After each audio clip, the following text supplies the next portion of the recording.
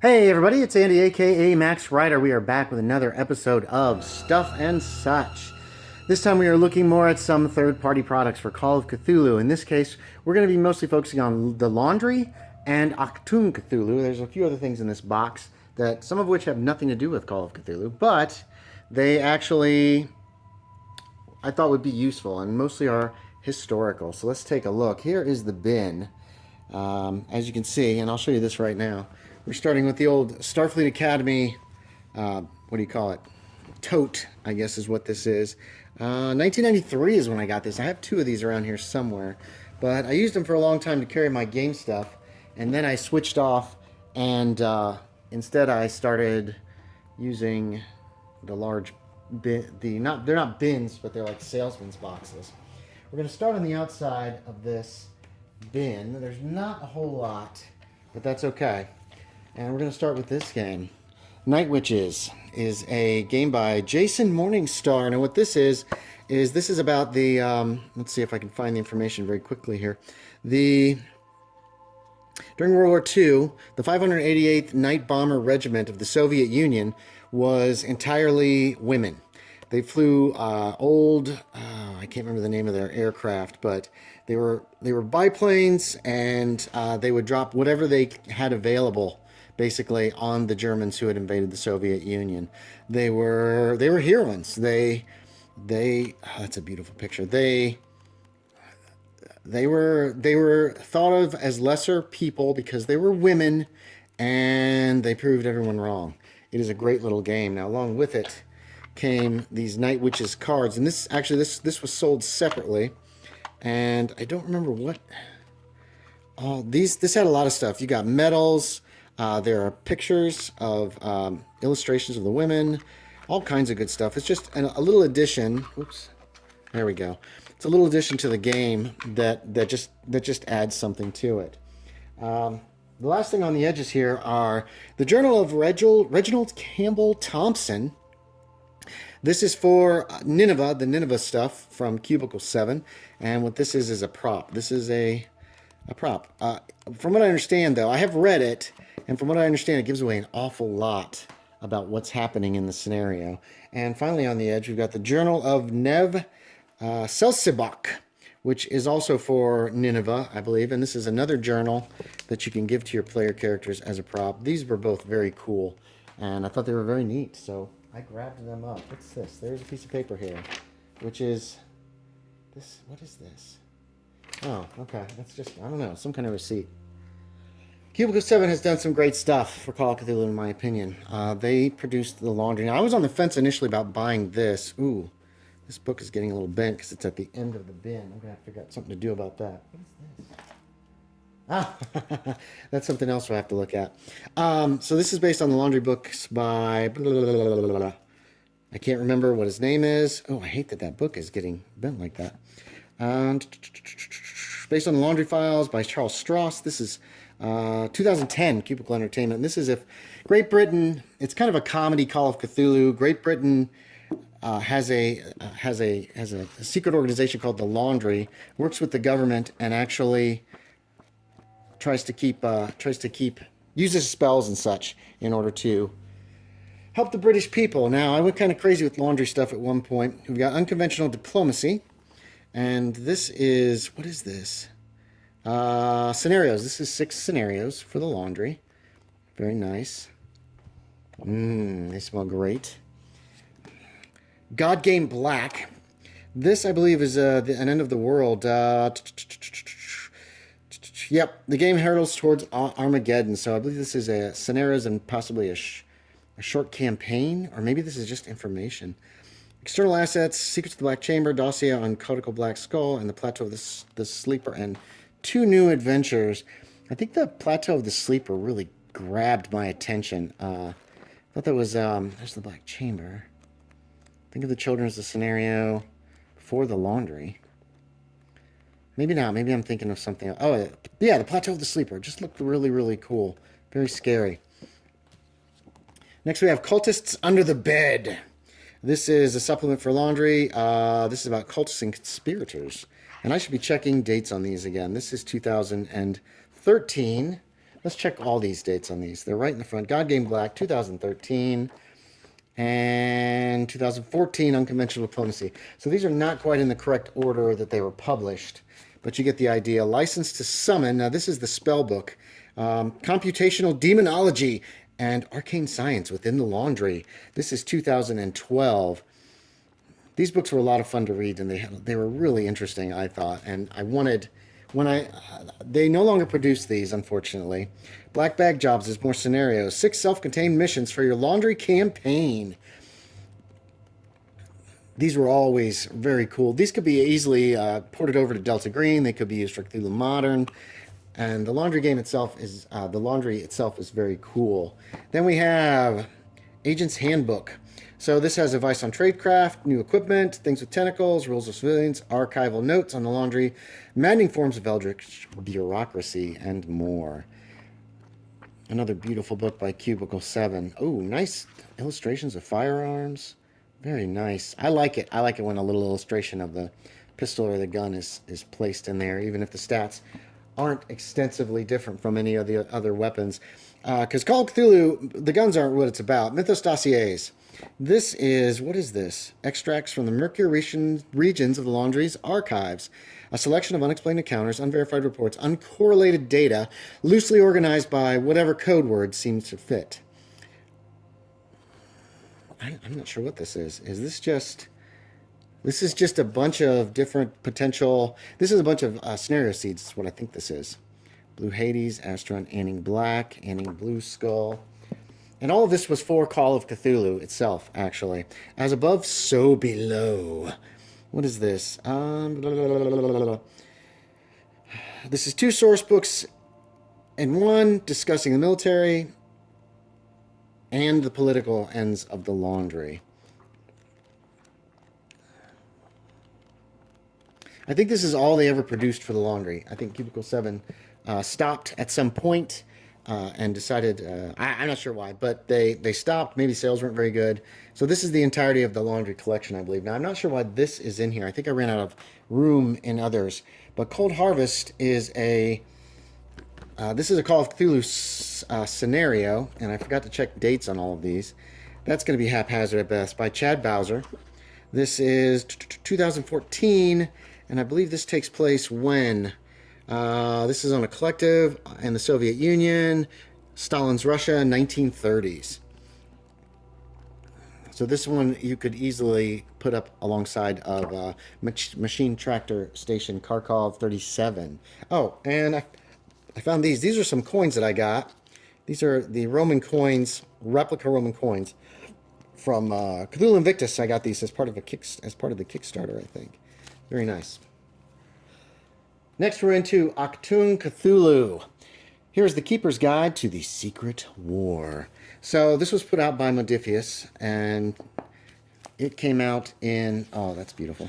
It came out in 2013. There's a lovely map, and this is the World War II. This is one of the World War II Call of Cthulhu games that came out at that time. Now, this also has stats for Savage Worlds, so they were producing this side by side with Savage Worlds. And beautiful book, really well done, just nice. Now they've also got the Investigator's Guide to the Secret Wars. This one had new occupations, how to keep the home fires burning, what life was like, an array of historical fictional material, background generator. Another beautiful book, had a lot of great information for Achtung Cthulhu, which was an interesting game. Now they had a lot more skills than regular Call of Cthulhu. I remember that because I started to write up a scenario dealing with a bombing raid, and I was going to use all the World War II stuff I could get my hands on. So I grabbed Achtung Cthulhu, and I also grabbed World War Cthulhu, which isn't in this box, I found out, and I also got a couple other games that had something to do with it and tried to kind of combine everything. It turned out to be a mistake. It was just too much. Guide to the Pacific Front. This deals with, obviously, Asia and Japan during the war. A variety of civilian and military templates, new tomes, more vile creatures, rules for surviving not only the jungle, but other things as well. And I've actually used some of this information in some of the scenarios that I've written, some of the ones, that I've written for, like, conventions and the like. Guide to the Eastern Front. So this will be Russia. Eesh. And yeah, if you're a German soldier and you get sent out there, that's not a good thing. It's not a good thing at all. Guide to North Africa. They were covering quite a few different areas. I think Europe was mainly covered in the core book, and so then they put out these guides for the other parts of the world where a great deal of action took place during World War II. And finally, in this little bit, we've got Terrors of the Secret War. Now, this is, I believe, these are okay. So we've got new simplified mass combat system, description of more than 25 gods and their lackeys.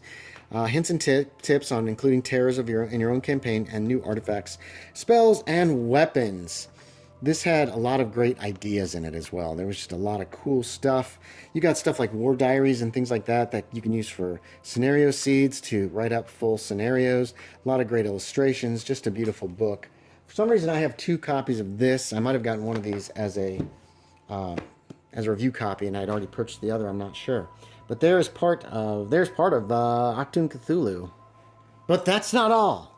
We've also got Achtung Cthulhu 0. July 1939, 3 Kings by Sarah Newton. Here's a scenario for Call of Cthulhu. For Achtung Cthulhu specifically. Then there is 0. May 1940, Heroes of the Sea, also by Sarah Newton. Now, I do not have a third one of these. I don't know if there was supposed to be a third, so I'm going to have to look around possibly and see if I can find it. Oops, these are way too far over. They don't need to be that far over. Let's move them in just a little bit. There we go. Beautiful. Interface 1940 is a crossover of Achtung Cthulhu and... Is it... I'm not sure what. Is it Dust? New Alternate Dimension, Secret War, Variant Mythos-filled history for Interface 2.0. Oh, no, this is just... what would happen if cyberware was incorporated into the Nazis or... the Allies, into the war, essentially. And here we go. Let's see what happens. I'm not sure. Full Metal interface. Then we had Elder Godlike, and I have 2 copies of this as well for some reason. And this was a combination of Achtung Cthulhu and Godlike, which was another of Modiphius's games. That Godlike was really good. It was another World War II. It was a World War II RPG, but characters were superheroes, sort of. It's kind of hard to explain. We're just going to stick the second copy right in there. We've also got Secrets of Dust, which is another crossover series. This is with Dust. So the Dust role-playing game combined with Achtung Cthulhu gives you this very, very different kind of feel for World War II with mechs, as you can see, and the like. There were 2 campaigns put out for Achtung Cthulhu, the original. Now, this is the one. Modiphius right now is coming out with a new one that uses their 2d20 system. This one is fully compatible with Call of Cthulhu. Shadows of Atlantis, which, look at this thing. It's massive. And nice hardback. Very, very good book. Multi-part adventure campaign that takes investigators to the 4 corners of the earth and beyond. And so you're dealing with the ancient civilization of Atlantis. There are pre-generated characters and new hideous creatures. This one I have not read yet, actually. I got this and I was busy, so that's something I'm going to have to look into. I've not been doing dates on these things again, which is really annoying because I forgot. But let's see if we can find a copyright on this guy. It is 2013. So you got one massive campaign here. You got your second massive campaign here, Assault on the Mountains of Madness, which returns us to Antarctica. Of course, it is a 7-part adventure, a multinational military force born by an experimental aircraft carrier. Branching plot structure, allowing investigators to participate in all phases in front of the assault. The rise of a long-vanished civilization and the unearthing of their greatest mystery. New skills, new monsters, new horrors. So this, of course, deals with Antarctica and the Mountains of Madness, the Elder Things City, and the like. This is another one that was so big I never sat down and actually read it. And these are 2 that I need to sit down and read because I think they'll be fun. Modiphius did a really good job, I thought, with Achtung Cthulhu. They were interesting to read, a lot of good ideas, a lot of good information. The fact that they made it for both Savage Worlds and Call of Cthulhu made it a little more versatile. Even though I'm personally a pure-up Call of Cthulhu guy, this one came out in 2015. And that's it for my Achtung Cthulhu collection. Time for our last little section here. We've got, this is from Cubicle 7, The Curse of Nineveh, and I think this is in here because I couldn't fit it anywhere else, but it probably needs to go in another box, actually. So I might replace it soon. This is a scenario it's actually a campaign for Call of Cthulhu. It takes place in London, I believe, when? 1930s? Summer of 1925, dealing with Nineveh and bringing back certain things from the Middle East illegally. This was a fun book to read. I remember reading this book. It had a lot of great ideas, a lot of neat things in it. And overall, it was just great. Now, this goes with Cthulhu Britannica London, of course. I think I backed this Kickstarter. And then, at some point, before I got it, I didn't even know I'd gotten it. I think I got a review copy at some point as well. Cthulhu Britannica London is a freaking packed box set. Investigator's Guide to London, Keeper's Guide to London, Adventures in Mythos London, 6 sheets of die-cut handouts, and 4 poster maps. This thing, and this Cubicle 7 made a box to last for a long, long time. So I actually have 2 copies of this very rare supplement. There's London. I think this is these aren't listed very well. Investigator's Guide to London. Upside down, we've got, come on now, the Keeper's Guide, and then this will be Mythos London. Lots of great information, lots of great things to watch, to read. I think this was upside down too. I know this one was. And yeah, those are just lovely. Now, I'm not sure, these last few things, I don't even know if they should be in here. Ghost of the Lady Grace is 2 episodes for now playing the role-playing game. I don't even know if that role-playing game is still out there, really. But I thought this looked interesting. It had a ship on the cover. I had a lot of trouble finding it, and I was very disappointed with it, to be quite honest. I know it's not a Cthulhu product, but I thought it would be kind of interesting. I thought it had something to do with the ship, which it didn't. It had nothing to do with the ship, except for backstory. So I was a little disappointed with that one. And I don't know why Black Flags, Piracy in the Caribbean is in here. This is, who's this by? This is by Avalanche Press. And it's just some information, some neat maps of essentially 17th century Caribbean. Finally in here we've got the Cthulhu Live book, live action horror game set in the worlds of H.P. Lovecraft. And I'm not much into live action, so this book never saw a whole lot of use. It had a few interesting ideas, and that was about it. I'm not sure where I got that. So that's it, everybody. That finishes out this bin. This actually seemed to go pretty quick today. That finishes most 6th edition Call of Cthulhu stuff. I've still got World War Cthulhu. There's a small bin with some stuff there that I'll probably do next. And then we might move on to 7th edition stuff, because enough of it I've gotten long enough ago, and I do want to document all this. So we'll probably do that next. And that's it. Hey, thanks for watching, everybody. As always, I appreciate it. And I will talk to y'all next time.